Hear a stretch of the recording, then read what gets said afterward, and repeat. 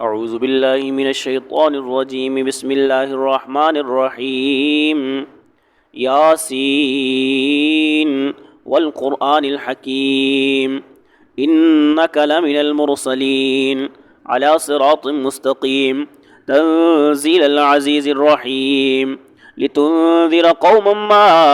أنذر آباؤهم فهم غافلون لقد حق القول على أكثرهم فهم لا يؤمنون إنا جعلنا في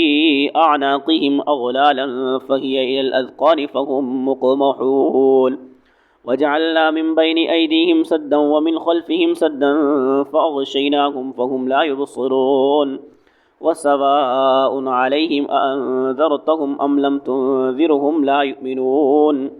إنما تنذر من اتبع الذكر وخشي الرحمن بالغيب فبشره بمغفرة وأجر كريم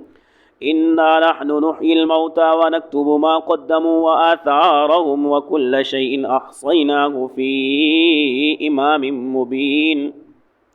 واضرب لهم مثلا أصحاب القرية إذ جاءها المرسلون إذ أرسلنا إليهم اثنين فكذبوهما فعززنا بثالث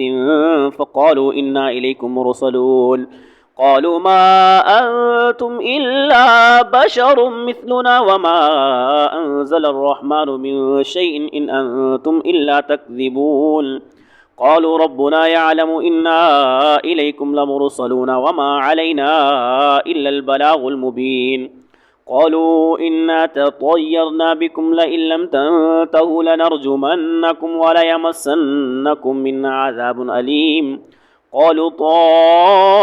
طائركم معكم أئن ذكرتم بل أنتم قوم مسرفون وجاء من أقصى المدينة رجل يسعى قال يا قوم اتبعوا المرسلين اتبعوا من لا يسألكم أجرا وهم مهتدون.